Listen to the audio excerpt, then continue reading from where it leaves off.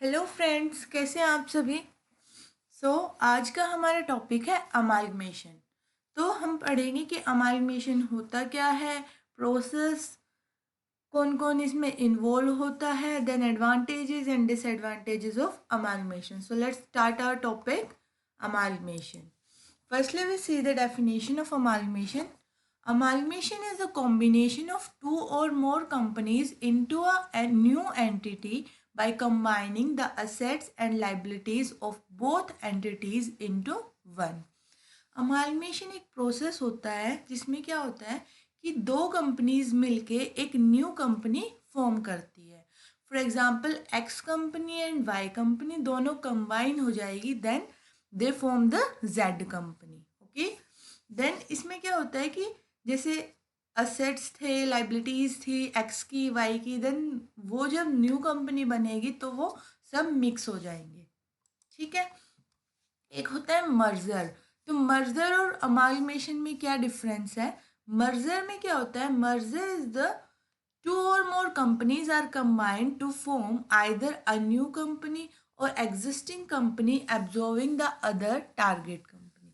इसमें क्या है, या तो दो कंपनीज आप आपस में कंबाइन हो जाती है, या फिर जो एक कंपनी जो मतलब लार्जर कंपनी और स्मॉलर कंपनी को अपने अंदर एब्जॉर्ब कर लेती है। जैसे ए और बी है, देन ए बी को अपने अंदर एब्जॉर्ब करेगी तो कंपनी का नाम ए ही रहेगा। ठीक है। लेकिन अमालगमेशन में क्या होता है, ए और बी मिलके सी बनाएगी। ठीक है। Merger is the process to consolidate multiple businesses into one business entity. ठीक है। All the amalgamation are the part of the merger. जो ये अमालगमेशन प्रोसेस है ये मर्जर का पार्ट है। Amalgamation, it is a type of the merger process in which two or more companies combine to form a new entity. All the mergers are not amalgamation, but all the amalgamation are the type of merger. Okay, then ये example हम अच्छे से देखते हैं। देखो ऊपर क्या है अमालगमेशन, नीचे है एब्जॉर्प्शन। ठीक है, पहले अमालगमेशन देखते हैं। ए कंपनी थी एंड बी थी, दोनों ने मिलके क्या बनाई, सी company. Amalgamation is a combination of two or more companies into a new entity. A and B both are wound up. Okay. Then absorption में क्या है, A plus B equal to A। क्या हुआ, A कंपनी ने B को take over कर लिया। ठीक है। B is wound up, absorption, existing company A takes over B। Okay, आगे समझ में।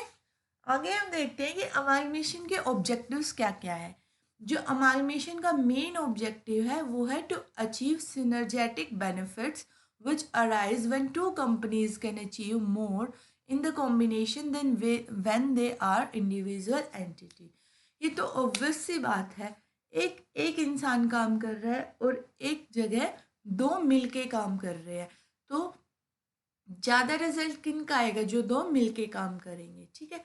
उनके पास असेट्स भी ज़्यादा होंगे, एनर्जी भी ज़्यादा होगी। मतलब एक तो दो मिलके काम कर रहे हैं और एक एक कर रहा है, रिसोर्सेज भी ज़्यादा होंगे। तो वही है, तो मेन इसमें क्या है, to reap economies of scale, to eliminate competition, to build goodwill. ठीक है। to reduce the degree of risk through diversification, to increase cash resources, managerial effectiveness। ये हमारे ऑब्जेक्टिव्स हैं। देखो, दो मिलके, एक तो एक अकेला मिलके कंपटीशन को फेस कर रहा है और एक दो मिलके, और वो जो दो अलग अलग कंपनी थी, पहले अमालगमेशन से पहले क्या था, दोनों एक दूसरे के लिए कंपटीशन था, और अब क्या हुआ, वो दोनों कंबाइन हो गई। अब वो दोनों मिलकर क्या करेगी, अपने और किसी कॉम्पिटिटर को फेस करेगी, तो एक स्ट्रॉन्ग बेस बन गया। ठीक है। देन उनकी गुडविल बिल्डअप होती है, रिस्क कम होता है, कैश रिसोर्स, एक कंपनी के पास कैश था, एक दूसरे के पास कैश था, और अब उन दोनों का मिल गया तो ज़्यादा हो गया, कैश रिसोर्स इंक्रीज होगा। मैनेजरियल इफेक्टिवनेस, जो मैनेजमेंट भी अफेक्टिव होगी और बेस्ट होगी। ठीक है। तो ये थे हमारे objectives of amalgamation. Then advantages, ज़्यादातर जो सारे ऑब्जेक्टिव थे वो हमारे एडवांटेजेस ही थे। ठीक है। और देख लेते हैं एक बार। Amalgamation is the way to acquire cash resources, eliminate competition, save on taxes, हमारा असेट भी बढ़ेगा, है ना। और influencing the economies of large scale operation. Amalgamation may also increase shareholders value, ठीक है, reduce risk by diversification, improve managerial effectiveness and help to achieve company growth and financial gain. ठीक है, ये हो गए एडवांटेजेस. देन डिसएडवांटेजेस क्या होंगे?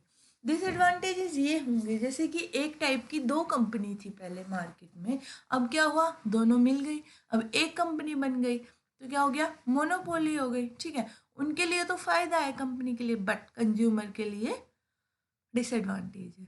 कैसे?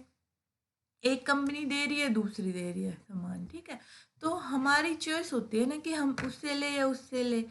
अब क्या होगा, चॉइस खत्म हो गई, मोनोपोली हो गई, उनका मन करेगा वो प्राइस रखेंगे. उस टाइम तक क्या था, वो दोनों कंपटीशन में थे. एक कंपनी अपनी सेल बढ़ाने के लिए प्राइस कम रखती थोड़ा सा, वो उसको देख के उसके बराबर का रखती. अब क्या है भाई, मोनोपोली हो गई, उन्हें लग रहा है कि हम ही हैं, उन अपने हिसाब से चलेंगी, तो कंज्यूमर को थोड़ा डिसएडवांटेज होता है. उसके बाद क्या है कि वर्कफोर्स कम होता है, लेबर को प्रॉब्लम फेस करनी होती है. कैसे?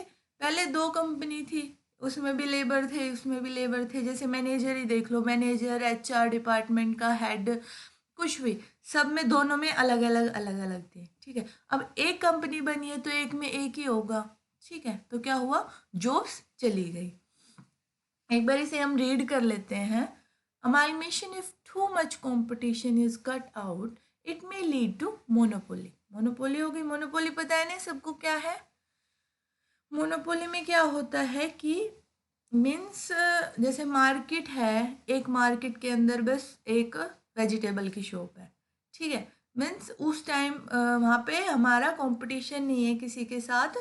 एक मीन्स एक टाइप का बिजनेस वहाँ पे एक ही है, तो उन पे डिपेंड होता है, वो फ्री होते हैं, फ्री ऑफ कंपटीशन, कोई कंपटीशन नहीं है. देन वो फ्री होते हैं, अपने अकॉर्डिंग प्राइस डिटरमाइन करते हैं वो, which can be troublesome for consumers and the market place.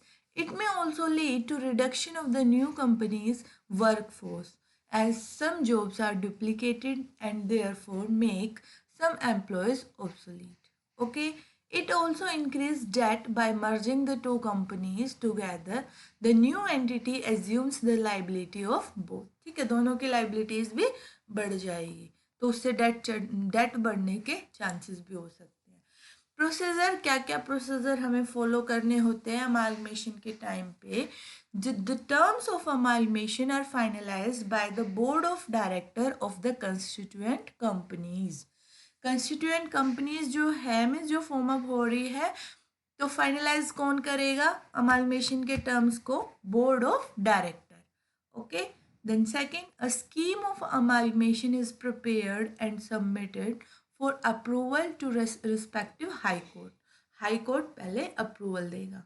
ठीक है, then approval of the share holders of the constituent companies is obtain. Share holder से भी अप्रूवल लेना कंपल्सरी है, उनसे भी हमें अप्रूवल लेना होगा. Approval of SEBI is obtain. ठीक है, सेबी से भी लेंगे. Who is involve in amalgamation? Amalgamation के अंदर कौन कौन इन्वॉल्व होगा? जब दो कंपनीज आपस में मिलेगी तो किस किस को हम इन्वॉल्व करेंगे? ये थोड़े दोनों कंपनी मिल गई डायरेक्ट बस हो गया काम, नहीं. An amalgamation typically requires investment bankers, lawyers, accountants, and the executives at each of the combining companies. The banker will typically perform extensive financial modeling and valuation to evaluate the potential transaction and advise the individual corporations. एक bankers का काम होता है. ठीक है, वो क्या करते हैं? इनका फाइनेंशियल मॉडलिंग करती है और valuation to evaluate potential transactions और एडवाइज द इंडिविजुअल कॉरपोरेशंस को एडवाइस देती है. In parallel to this process the lawyer will work with the banker and their corporate clients to determine legal structure for amalgamation. ठीक है, तो ये किसका था? लॉयर का काम, बैंकर का. इन दो का एक्सप्लेन किया हुआ है, और अकाउंटेंट भी आएंगे और एग्जीक्यूटिव्स सब इसके अंदर इन्वॉल्व होंगे. ठीक है, उसके बाद जो ये हमने पढ़ लिया अमालगमेशन में क्या क्या पढ़ा, अमालगमेशन होता क्या है, एग्जाम्पल देखा, देन ऑब्जेक्टिव्स एडवांटेजेस, डिसएडवांटेजेस, ठीक है। तो जो हमारा नेक्स्ट टॉपिक होगा वो टाइप्स ऑफ अमालगमेशन। तो वो दो टाइप का होता है, in the nature of merger और in the nature of purchase. फिर मेथड्स होते हैं मैं अमालगमेशन अकाउंटिंग करने का मेथड्स, तो the pooling of interest method and the purchase method, ये हम पढ़ेंगे हमारी नेक्स्ट वीडियो में। Okay, so may success be with you always. All the best. Wishing you good luck. Thank you.